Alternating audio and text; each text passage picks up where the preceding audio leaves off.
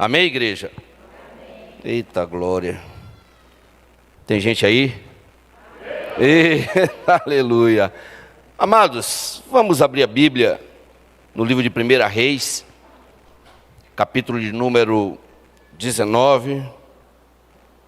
1 Reis 19, verso de número 7. Glória a Deus. 1 Reis 19, verso 7. Assim diz a palavra do Deus de Israel. O anjo voltou e disse: acorde, coma e beba.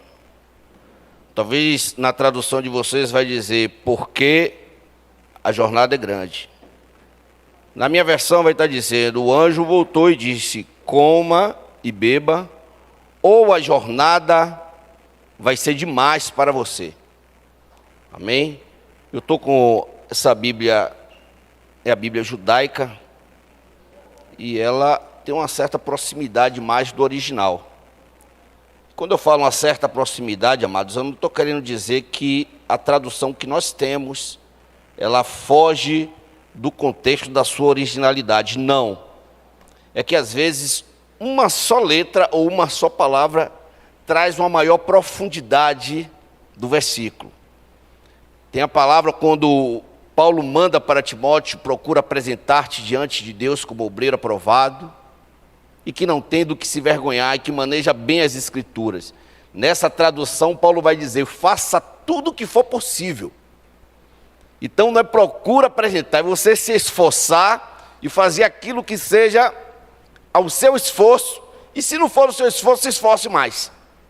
Então, ela traz uma profundidade mais, para que a gente, de fato, entenda o peso da palavra do Deus de Israel. Amém? Nós vamos orar nesse momento. Pai, te adoramos, entregamos o mover e a direção da palavra na manhã deste dia. Santo Deus, que teu Espírito nos conduza nessa manhã. Toma os nossos corações, ó Deus, toma as nossas mentes, vem deixar cativo e obediente ao teu Espírito. Desde já te somos gratos por este momento, e em nome de Jesus. Amém, igreja? Amado, nós lemos agora, é um versículo que fala de um contexto que envolve três pessoas. Primeiro envolve o profeta Elias, depois envolve o rei Acabe, e envolve a esposa do rei Acabe, Jezabel. E Deus traz Elias para este lugar como profeta, para confrontar a idolatria que estava acontecendo dentro de Israel. Rei Acabe, quando ele sobe como rei, ele procura como esposa Jezabel, e assim Jezabel começa a influenciar Acabe a fugir da adoração a Deus. E Israel é impregnado de idolatria e adoração a Baal. Então a gente começa a perceber na Bíblia que Israel, tanto o reino norte como o reino sul, Israel e Judá começam a se desviar dos propósitos de Deus. E começam a se desviar por influências diversas. Mas se a gente não tomar cuidado, nós também podemos ser levados por ventos de doutrina, assim como o apóstolo Paulo nos adverte. Se a gente não estiver atento, irmão, se você não estiver desperto, e para que cuide, para que não caia, qualquer vento pode estar sacudindo você. E o interessante é que a gente esteja cada dia preso nesse contexto da palavra. E no capítulo de número 17, a gente já começa a ver esse contexto de Elias entrando no cenário de Israel.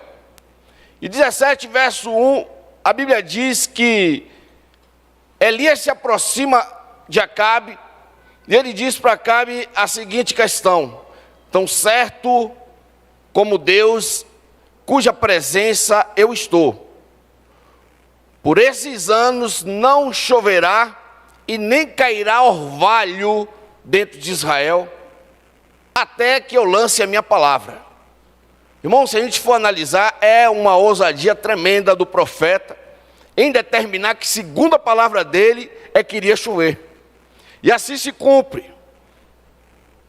Então, no momento que ele lança essa profecia, Deus pega Elias e manda Elias ir até o ribeiro de Queriote, que está diante do Jordão, ou proximidade do Jordão, e lá Elias iria se alimentar da água deste ribeiro, e Deus iria mandar corvo, para que esses corvos pudessem alimentar Elias. O que me chama a atenção é que a Bíblia ela é muito específica nos seus detalhes. E quando Deus manda Elias ir para Queriote, próximo do Jordão, para que não tenha dúvida, é para que depois ninguém pense ou conjecture que existia uma outra Queriote, ou em outra Queriote Elias estava. Quero dizer uma coisa para você, Deus já sabia de todas as coisas. E pensando nos dias de hoje, como existe uma matéria chamada arqueologia, onde que muitas vezes ajuda ou às vezes tenta atrapalhar, Deus já dá o local uma referência, Deus já dá uma direção e Ele especifica essa direção. Se a gente for pegar um livro que diz, e a Bíblia tinha razão, é um livro que foi escrito não para poder esclarecer a dúvida do crente, mas é um livro que foi escrito para poder contradizer tudo o que a Bíblia está dizendo. Os arqueólogos foram em torno de um local chamado Jericó. E quando começaram a escavar aquela cidade chamada Jericó, acharam a cidade. E no que acharam a cidade, não acharam os muros. Como não acharam os muros, disseram, olha, a Bíblia está mentindo.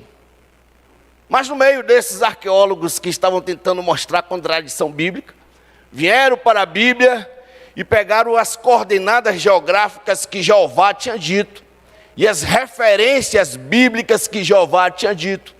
E quando foram àquele determinado local, perceberam que não estava de acordo com as coordenadas que Jeová tinha dito na Bíblia.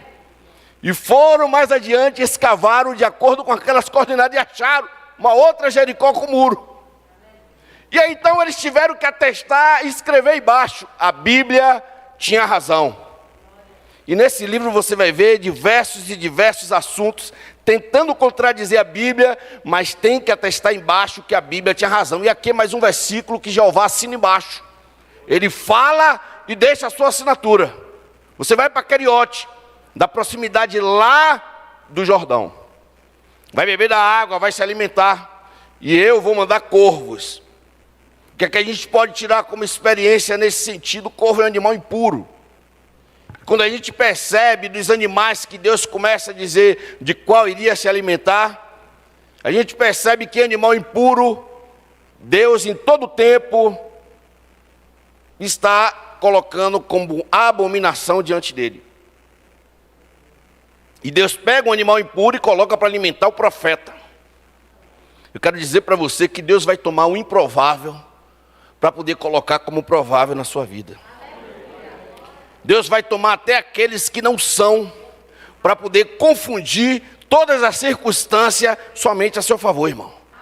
Deus podia mandar qualquer coisa, mas Ele quis mandar corvo. Ele quis mandar animal impuro, para poder mostrar que Ele é Deus e que Ele é soberano. Então, amado, o corvo começa a trazer sustento, e depois vem a palavra de Deus para Elias, para que Elias vá até Serepta de Sidom. Mais uma vez, Deus se manifesta com uma forma bem específica. É Serepta de Sidom, porque se depois surgir outra Serepta, você não vai ter dúvida de que Deus mandou Elias para aquele lugar. E depois nós vamos entender porque é que Deus dá os locais com tanta especificidade, irmão, com tamanha precisão. E quando manda ir para Serepta de Sidom, onde hoje é o Líbano, aí Deus disse o seguinte: Elias, lá eu separei uma viúva para poder te dar o sustento. E amado, eu creio que Elias saiu muito feliz, porque acabou o sustento aqui em Queriote. O rio tinha secado, e agora eu vou para Serepta, onde tem uma viúva que vai me dar sustento. Eu quero dizer para você que dentro da Bíblia, a viúva não tem sustento para dar a ninguém, irmão. Viúva na Bíblia não tem sustento para dar a ninguém. Viúva na Bíblia era uma classe social que deveria ser sustentada por alguém. E quando Elias chega naquele lugar que vê a viúva, a Bíblia vai dizer que a viúva estava catando lenhas. Mais adiante nós vamos ver que a viúva estava catando gravetos, por tamanha pobreza que ela passava. E no momento que ela passa, Elias chama e diz: traz para mim dentro de um vaso um pouco de água. E a mulher vai e traz. E quando traz, Elias diz: agora me traz um bocado de pão. Jeová tinha dito a Elias que seria o sustento dele. E aquela viúva olha para Elias e fala: tão certo como vive o teu Senhor, eu não tenho nada mais que um pouco de azeite e um pouquinho de farinha. Então Elias passa do lugar de ser sustentado para ser o sustentador. Mas eu quero dizer para você que mesmo a viúva não tendo nada, foi através do nada que Deus proveu o sustento para Elias. Porque ali veio o milagre da multiplicação. Do pequenino, Deus faz tornar grande. Deus não fez surgir do nada para Elias. Deus pegou a coisa pequena e deu um sustento e uma provisão para Elias. Então a história você já conhece: multiplicou o azeite, multiplicou a farinha. E no momento que já estava indo tudo muito bem, adoece o filho da viúva. O filho da viúva morre. E a viúva começa a virar inimiga de Elias.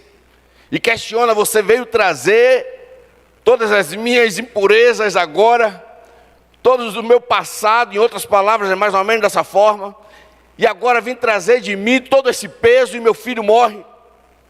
E acontece que o filho da viúva ressuscita, irmão. Acontece que ressuscita. E no momento que ressuscita, a viúva olha para Elias e fala: agora eu vejo que você é um homem de Deus. É nesse momento somente que ela percebe que ele era um homem de Deus. Não no momento em que tudo estava indo bem, mas no momento em que as coisas estavam piores para a vida dela. Já tinha morrido seu filho. Agora eu vejo que você é um homem de Deus. E depois vem uma ordem de Deus para Elias mais uma vez. Amado, a gente percebe que Elias era um cara que estava na dispensação do Espírito. Porque eu vou lhe dizer, irmão, tira de um canto, joga para outro, suba para lá, vai para cá, desça, beba água, o corvo vai mandar comida, depois eu vou lhe sustentar com a viúva, daqui a pouco a viúva não tem nada, e a viúva tem provisão, e até que manda descer e se apresentar a Acabe, na qual ele tinha dito que não iria chover segundo a sua palavra. E Deus manda Elias ir ao encontro de Acabe. No momento de encontro com Acabe, Deus diz para Elias que existia tremenda seca e escassez naquele lugar. E Deus manda Elias, e Elias se aproxima. E no momento que se aproxima, o interessante é que a Bíblia vai dizer que tinha Jezabel matado todos os profetas. Aqui na minha tradução, ela vai dizer o seguinte, 18 verso 4. Ela vai dizer: por exemplo, quando Jezabel estava exterminando os profetas. Porque na minha tradução vai dizer que quando Jezabel estava exterminando os profetas. Porque Obadias, a Bíblia vai dizer que pegou 100 dos profetas e escondeu. A sua tradução vai estar cova, na minha vai estar dizendo caverna. 50 em cada caverna, e sustentou com pão e sustentou com água. Até que você sabe a história que o profeta se aproxima de Acabe e faz um desafio com os 450 profetas de Baal e os 400 profetas de Azera. E você já sabe o resultado, amado. Este é um versículo que nós sabemos bastante. Se você não sabe, eu te recomendo que quando chegar em casa, a partir do capítulo número 17 de 1 Reis, você vai ter a sua EBD individual. Escola Bíblica Dominical. Vai pegar, vai ler do capítulo 17 até o capítulo de número 20, 21, para entender toda essa historinha de Elias. Amém? Amado, eu queria dizer uma coisa para vocês. Nessa manhã, eu começo a pregar agora. E o tema da mensagem nessa manhã é quando nos tornamos amigos de Deus. Quando nos tornamos amigos de Deus. Eu vou repetir que talvez você não entendeu. Quando nos tornamos amigos de Deus. E eu não sei nessa manhã quantos amigos de Deus entraram por essa porta. Quantos são de fato amigos, ou quantos já se tornaram amigos, quantos foram chamados por Deus. Mas eu quero te dizer que assim como Elias foi chamado para restaurar a adoração, restaurar o louvor e restaurar a busca, você veio nesse lugar como chamado de Deus para poder restaurar o altar de adoração ao Deus vivo de Israel. Quando nos tornamos amigos de Deus, eu queria tocar em 3 pontos muito rapidinho nessa manhã, irmão. Quando nós tornamos amigos de Deus, em primeiro lugar, eu quero dizer para você que é tempo de se levantar. É tempo de se levantar, irmão. Amado, quando Elias desafia Acabe e mata aqueles profetas, 850 profetas, e que cai fogo do céu, a primeira coisa que o rei Acabe faz é temer de toda aquela situação, e Elias dá uma trégua para Acabe e diz: agora vai se alimentar, Acabe. E depois que diz vai se alimentar, ele pega o seu moço e diz: suba até o monte e diga-me o que é que você vê. E o moço subiu e não viu nada. Durante 7 vezes, Elias falou: vai, 7 vezes e volta. E Elias disse: eu vejo uma pequena nuvem, que é do tamanho de uma mão do homem. E Elias diz: agora vai até Acabe e diz para ele preparar o seu carro e correr antes que a chuva pegue ele. A palavra do profeta tinha determinado do amigo de Deus, o amigo de Deus. E amigo de Deus é aquele que ouve a voz e que determina e acontece, irmão. Se você entrou nessa manhã na condição de amigo de Deus, eu quero te dizer que aquilo que você disser, Deus vai fazer honrar, não por sua causa, mas pela amizade que você tem com Ele. É pela amizade, pelo grau de intimidade que você tem com Deus, irmão. E Elias fala: agora manda ele correr. E Acabe diz: eu vou falar tudo para Jezabel. E aí Jezabel manda um recado para Elias e diz: tão certo como os deuses, e ainda outros, amanhã, nesse mesmo horário, eu vou tirar a sua vida. Mas, amado, a gente vê aqui uma história de um homem valente, destemido, profeta, mensageiro, garoto de recado de Deus, que era guiado por Deus como vento, irmão. Por onde o vento soprava, ele ia. No momento que Jezabel diz: eu vou te matar, primeira coisa que Elias faz é fugir, meu irmão. Elias foge. E a Bíblia vai dizer que Elias foge e se manda, vai embora para Berseba. De onde Elias está para Berseba vai dar uma média de 150 quilômetros. 150, 180 quilômetros. Foi longe. Com medo de Jezabel. O profeta que desafiou os profetas de Baal. O homem de intimidade com Deus. O homem que tinha alinhamento com Deus. O homem que ouvia a voz de Deus. O homem na qual Deus dizia faz, ele fazia. Desça, ele descia. Confie, ele confiava. No momento que Jezabel afronta, ele foge. Foge a média de 180 quilômetros. Vai dizer a Bíblia. E depois que ele foge todo esse tanto, e que deixa o seu moço, a Bíblia vai dizer que ele depois caminha por mais um dia. mais um dia, 25 quilômetros. Como se não bastasse, amado. Aí vem a palavra de Deus, que nós lemos hoje.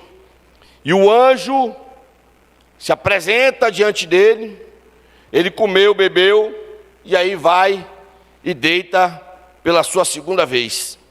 E agora quando nós lemos o versículo de número 7, o anjo voltou e disse: acorde, coma e beba.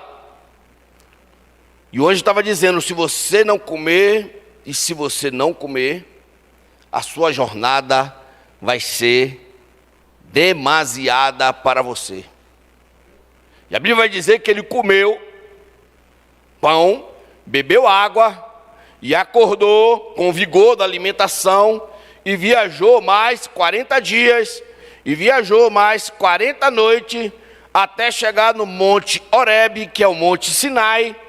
E essa viagem de Elias não deu menos de 420 quilômetros.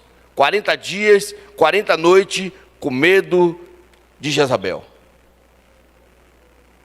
O profeta, o amigo de Deus, o homem que tinha intimidade com Deus, o homem que determinou que não chovia, o homem que orou, fogo caiu do céu, consumiu 450 de Baal e 400 de Azera.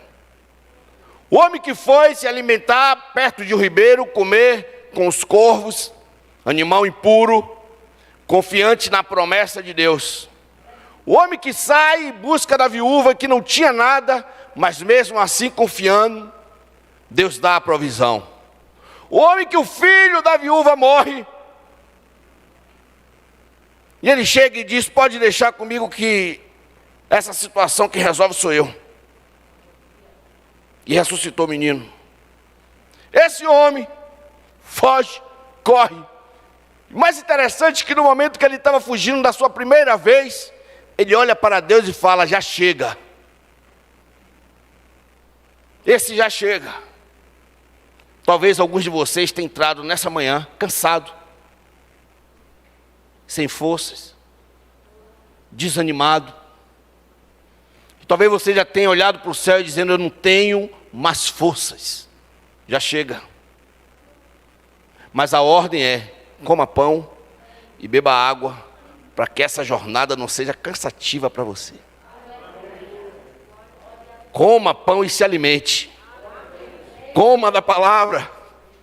Se alimente, para que essa jornada não seja cansativa. Agora eu entendo porque é que eu vim com essa tradução. Na outra vai dizer: come e beba, porque vai ser cansativo. Mas nessa tradução hoje vai dizer: coma e beba, para que a jornada não seja cansativa. O que Deus está querendo falar nessa manhã é que existe um refrigério da parte de Deus. Existe um suporte que Deus está trazendo para você. Em outras palavras, Deus está querendo dizer o seguinte para você: olha, ainda tem esperança. Pode comer à vontade, pode beber à vontade, pode se alegrar. A jornada vai ser longa, mas tem uma esperança para você. Tem um refrigério para você. Tem um suporte que somente do céu para a sua vida. E amado, quando nos tornamos amigos de Deus, que é tempo de se levantar. O tempo de levantar, meu irmão, não é tempo de se esconder. Não é tempo de se esconder. Ele comeu e pelo vigor da alimentação viajou 40 dias e 40 noites, até que chegou no Horebe, até que chegou no Monte Sinai. Quando nós nos tornamos amigos de Deus, significa dizer que esse é um tempo de se levantar, esse é um tempo de caminhar, esse é um tempo de firmeza, é um tempo de certeza, é um tempo de voltar a caminhar com Deus, porque a provisão, o sustento, o refrigério, a força vem dele. E amados, no versículo 9, vai dizer que Deus simplesmente pergunta para Elias: Elias, você está fazendo o que aqui?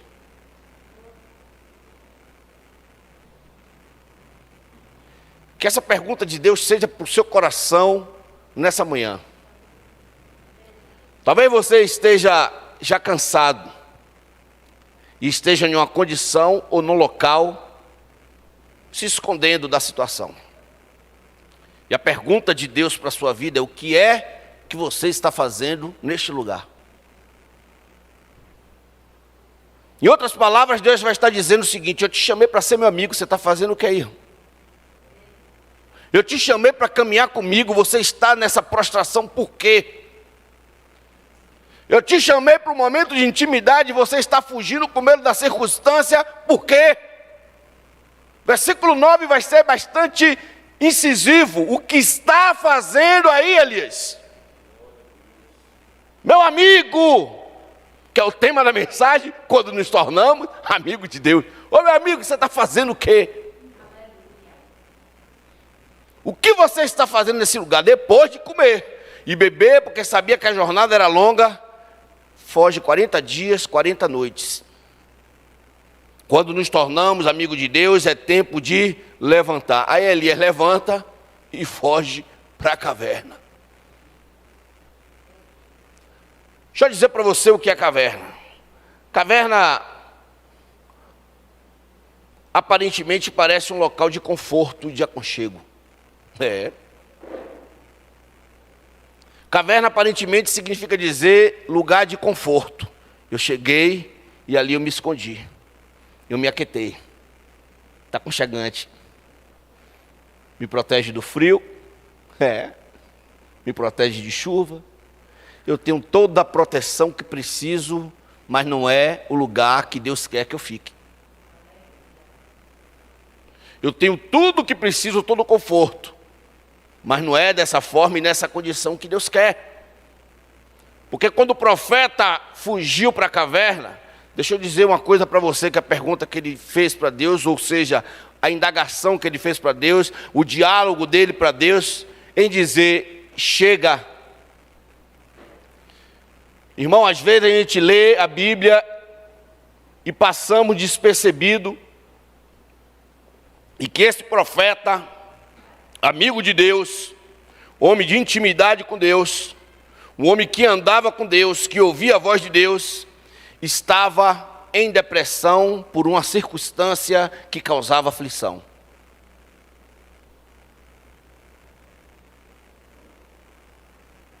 Estava em depressão. Depressão. Depressão é quando você sente um peso muito grande sobre a sua vida. Deixa eu dizer para você, mais ou menos no contexto espiritual, é quando suas forças vão embora.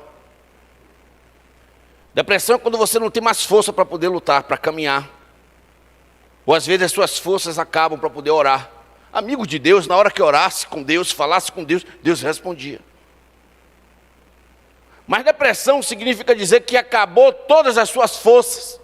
Você não vê saída, não tem ânimo e não tem força para caminhar. E desculpa em falar nesta manhã aqui para vocês dessa forma. O que você está fazendo nesse lugar, que a depressão não pertence à sua vida. Deus não te convidou para ser depressivo. Deus te convidou para ser amigo dele. Talvez a aflição e desespero possa estar batendo na sua porta. Talvez a grande decepção, aquilo que arrasou a sua vida emocional, sempre vem à lembrança. Mas eu quero te dizer que você tem que trazer à lembrança tudo aquilo que te traz esperança. Quando nos tornamos amigos de Deus, é tempo de levantar. Em segundo lugar, é tempo de maturidade.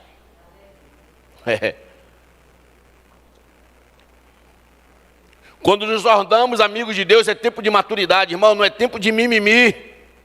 O que eu quero dizer para você é que o tempo de maturidade, eu quero dizer para você, é que nós vamos passar por guerra, nós vamos passar por peleja, mas nós temos que ser maduro e adulto o suficiente para levantar, para caminhar e para estar em unidade com Deus, de saber qual a vontade dEle para mim e para a sua vida.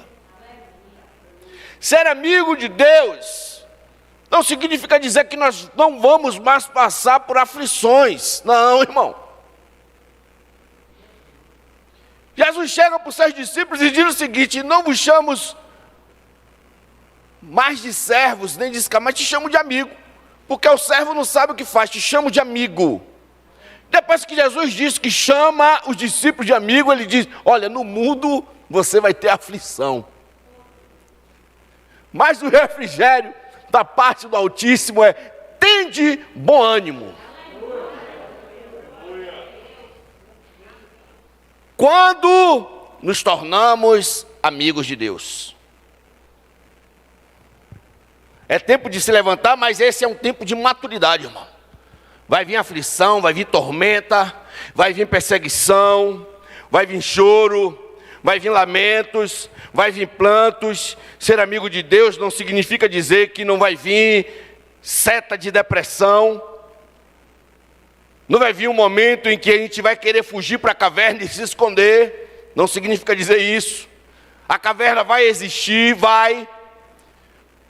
Mas ser amigo de Deus significa dizer que no momento que você correr para a caverna, que estiver depressivo, sem força para se alimentar, Deus vai preparar uma comida boa. Vai dizer para você: levante, coma pão, levante, beba água, levante que é tempo de marchar. Não significa dizer que mesmo que você continue aqui na caverna, Jeová não vai perguntar para você o que é que você está fazendo dentro da caverna. É tempo de levantar, é tempo de caminhar. Quero dizer para você que entrou nessa manhã, esse é um tempo de guerra. Não é tempo de baixar as guardas. É tempo de marchar com maturidade. É um tempo que Deus te chamou e te escolheu para marchar, para caminhar com maturidade, para olhar com outros olhos, para deixar de lado o mimimi. E eu preciso ser cuidado. Você não precisa ser cuidado. Que eu quero dizer uma coisa para você: que precisa ser cuidado é filhinho de papai, irmão. Você não é filhinho de papai da terra, é filhinho de papai do céu, filhinho de Jeová. E no exército de Jeová não tem tempo para mimimi. Não tem tempo não, irmão. Filhinho de papai terreno, esquece. Você é filhinho de papai do céu. É filhinho de Jeová. E filhinho de Jeová significa dizer capacitado para a guerra. É amigo. É que vai no tempo da adversidade. É que vai chegar e vai profetizar. É mesmo não existindo, você crê que vai existir. Quando nos tornamos amigos de Deus. Amado, quando nós somos amigos de Deus, mesmo que as circunstâncias digam não, Deus vai dizer sim. Quando nos tornamos amigos de Deus, as circunstâncias não são favoráveis, mas Deus torna favorável. Quando nos tornamos amigos de Deus, Ele manda você perto de um ribeiro, vai dizer: você vai ficar bebendo água. E eu vou mandar um corvo para te alimentar. Eu vou mandar impureza, eu vou mandar qualquer gente, qualquer tipo. Acabou finança, acabou a esperança, mas eu vou dar o seu sustento dia a dia. Acaba a provisão. Agora você vai lá para junto da viúva, que não tem nada, mas que ela vai te sustentar. Eu não consigo entender a lógica de Deus não, irmão. Mas eu tenho um conselho para você: não entenda a lógica de Deus, viva essa lógica que vai ser bem melhor. Não pare para entender a lógica de Deus. Viva a lógica e deixa que as coisas acontecem. Deixe que as coisas acontecem. Sabe por quê? Deus vai te tirar de um lugar, vai te jogar no outro, vai te levar para um lugar menos favorável, vai mandar você caminhar no deserto, mas no final, tudo vai dar certo. E durante o processo, também tudo vai estar dando certo, irmão. Em momento nenhum vai estar desamparado, vai estar com escassez, vai estar com escassez. Mas o seu suprimento vai estar lá dia a dia, irmão. Vai estar lá toda hora. Vai estar lá, é corvo.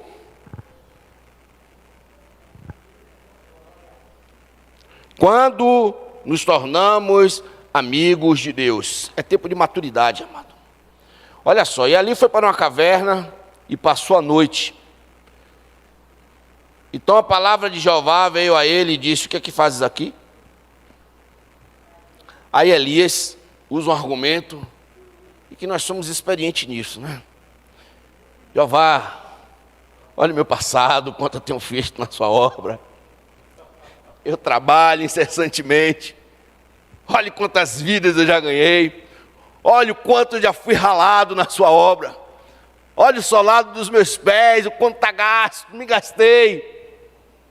Olha que eu sempre me envolvi. Olha que quando eu estava em Salvador, que cuidava de centro de recuperação, sou isso, era João falando. Era eu, Jeová. Era eu que saía descendo nas bocas de fumo, levando traficante. Isso é João falando. João Facebook. É o argumento dele. Era eu, Jeová. Aquele centro de recuperação todo me conhecia, porque era eu que levava multidões para centro de recuperação. E agora eu estou aqui nessa condição? Isso nós somos expertos nisso, irmão. A gente começa a tentar passar na cara de Jeová. Mas aí a gente vai entender porque os pensamentos dele não são os nossos pensamentos. E nem os propósitos dele são os nossos propósitos. O propósito para aquele momento é um que você não entende. E não precisa entender. O que Deus tem marcado para esse momento, você não precisa entender não, irmão. E se tentar entender, não vai entender. Tá? A Bíblia vai dizer no livro de Eclesiastes que há um tempo determinado para todas as coisas. Eu queria dizer uma coisa para você. Para hoje, o dia de hoje, Deus tem um propósito para hoje na sua vida. E o propósito que Ele tem para hoje na sua vida, Ele não tem para o vizinho que está do seu lado. É para você. É só seu. E amado, na conversa de Deus com Elias, então, veio uma voz e disse: vá e permaneça na montanha de Adonai, que é a montanha lá Horebe, ou Monte Sinai, e nesse momento Adonai vai passar. Isso na minha tradução, tá? De vocês talvez esteja um pouco diferente. O vento veemente rasgou a montanha no meio e esmigalhou as rochas diante de Adonai, mas Adonai não estava no meio desse vento. Depois do vento veio um terremoto, mas Adonai também não estava no terremoto. E depois do terremoto veio um fogo, e Adonai também não estava no fogo. Mas depois desse fogo veio uma quietude seguida por uma voz. Quando Eliahu, ou Elias, ouviu isso, cobriu sua face com a capa. Mas Elias é teimoso. Ele caminhou até a porta da caverna e parou. E aí veio a voz de Deus de novo. O que é que você faz aí, Elias? Na porta da caverna, irmão. É tempo de sair da caverna, amados. É tempo de maturidade, é de sair da caverna. Você é amigo de Deus. Quando nos tornamos amigos de Deus, é tempo de maturidade, sai da caverna. E em terceiro lugar, nós devemos sair do lugar da limitação. Amado, caverna é um lugar de conforto. Não é? A gente está em casa deitado no sofá, coisa boa. Mas deixa eu dizer uma coisa para você. Uma certa vez eu passei por um período depressivo tão grande. Passei uma só vez. E, irmão, se alguém puder trazer um copo com água, eu agradeço. Já bebi 3, mas se tivesse 10, eu bebi os 10. E eu passei por um momento tão grande depressivo em minha vida. E eu queria me deitar, era apenas no chão. Era o único lugar que me trazia conforto, deitado no chão. E era como se eu despertasse só para respirar um pouco, e vinha e definhava mais uma vez. E aquele lugar para mim era um lugar de conforto. Pergunte se eu queria sair dali. Não. Agora pergunte se alguns de vocês querem sair da condição que estão. Não.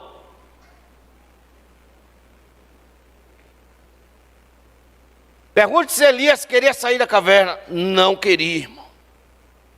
Obrigado, varão. Jesus te abençoe.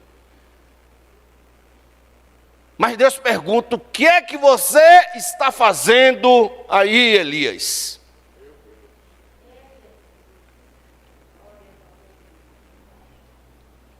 É confortável? É, irmão. Mas no momento que nós estamos na caverna, que é um abrigo, que é um conforto, né? É o meu local confortável, é na minha zona de conforto, talvez perto da minha família, é a zona de conforto.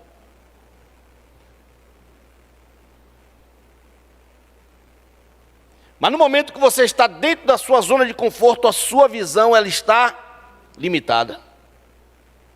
No momento que você está dentro da caverna, você só enxerga o que está na caverna.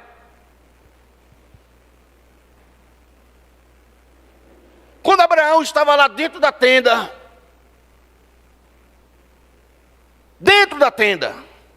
o que foi que Deus disse para Abraão? Abraão, sai aí da sua tenda e olhe para o céu. E é necessário a gente sair da caverna para poder enxergar as promessas que Deus tem para mim e para a sua vida. Como amigo de Deus, nós somos convidados a ir em lugares que só quem tem maturidade pode caminhar, irmão. Como amigo de Deus, nós somos conduzidos que só quem vai passar por um processo de preparo pode caminhar, irmão. Eu vou lhe dizer para você que o processo de preparo, às vezes, é só você e mais ninguém. Vou te dar um exemplo. A Bíblia vai dizer que o menino chamado usurpador, Jacó, no momento que ele estava voltando para encontrar com a sua família, vem Esaú. E ele repartiu o bando em 4 partes. Suas esposas e as escravas. E no momento, a Bíblia vai dizer, e quando Jacó estava só, veio um varão de Deus e lutou com ele.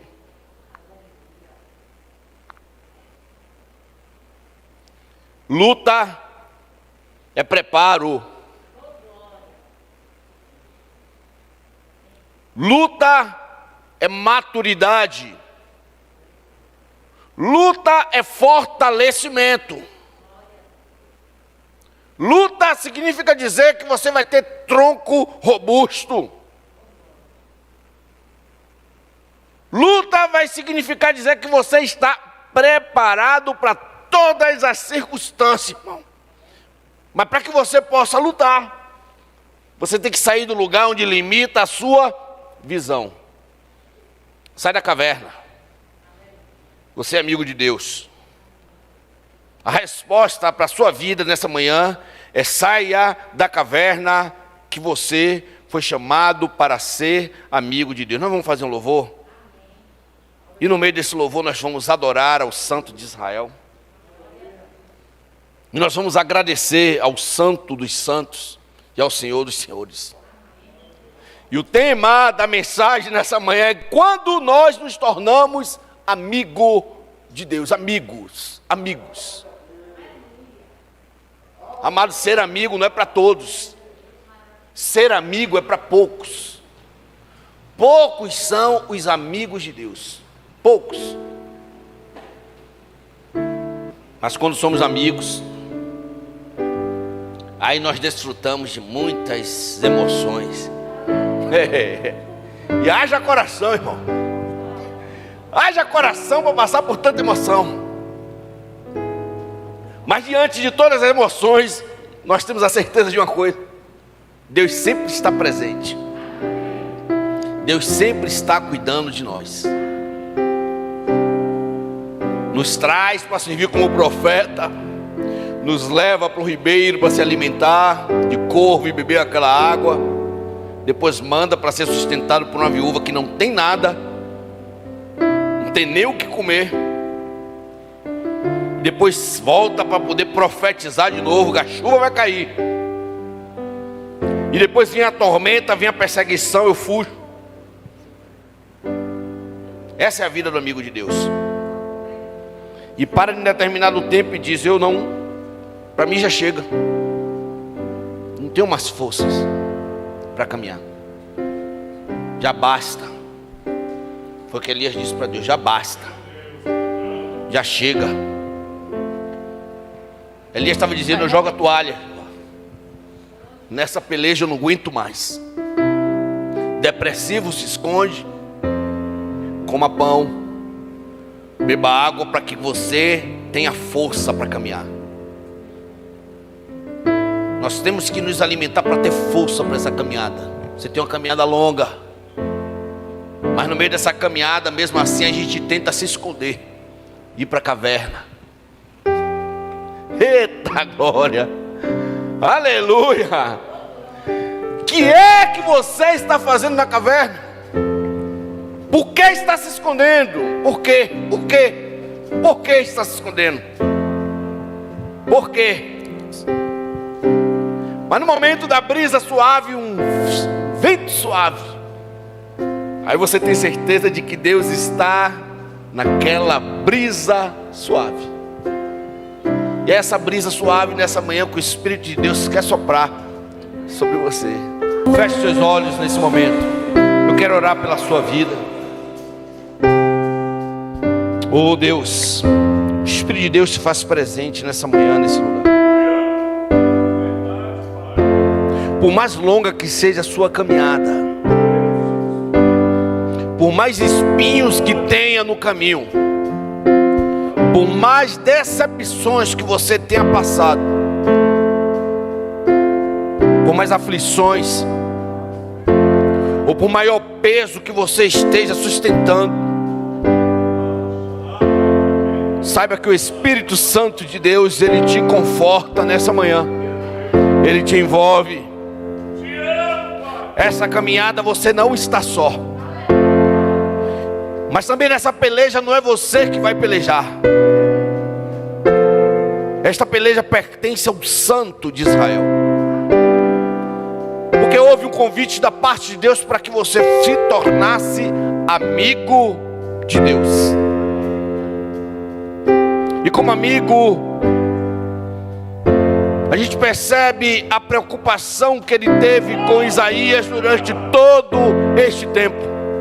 Em nenhum momento o Elias ele estava só. Em nenhum momento Elias esteve desamparado de Deus. Em todo tempo houve provisão. Em todo tempo houve preocupação. Em todo tempo houve zelo. Pai, em nome do teu filho amado, sopra do teu Espírito nessa manhã. Senhor, toda nuvem negra que tente avançar sobre a vida dos teus filhos, todo peso no mundo espiritual, ó Deus, toda seta de depressão, toda tristeza, toda amargura da alma, Santo Deus, agora quebra, desfaz todo grilhão, toda corrente, tudo quanto tenta aprisionar os teus filhos neste dia chamado hoje. Deus, traz o refrigério como bálsamo de Gileade na vida dos teus filhos. Flui da presença do teu Espírito. Vocês ainda com os olhos fechados, eu quero fazer um convite para você que entrou nessa manhã e que ainda não fez uma aliança, e essa aliança você ainda não está na condição de amigo ou amiga de Deus. Assim como ele atraiu Elias, Deus te atraiu nesta manhã, para que um dia você pudesse dizer: eu sou amigo de Deus. Aí onde você estiver, se você quiser entregar a sua vida ao Senhor Jesus, dá um sinal com a sua mão direita, levanta a sua mão bem alto que nós vamos orar. Se você ainda não tem um compromisso com Cristo, veja uma mão, Jesus te abençoe. Onde tem mais uma pessoa, gostaria de entregar as suas vidas ao Senhor Jesus, para que se tornasse amigo, Para que nessa peleja você tivesse a certeza de que não está só. Para que nessa guerra você tivesse a certeza que não está pelejando sozinho. Para que as provisões que o Altíssimo preparou recaia sobre a sua vida. Pastor Maurício, eu estava lembrando aqui de amigo de Deus, e o Senhor falou no meu coração assim: o final do amigo de Deus não é dentro da caverna, é subindo na carruagem de fogo. Seu final não é numa caverna, irmão. Deus não vai te deixar morrer numa caverna. Há uma carruagem de fogo preparada por Deus para te levar para um destino. Amém.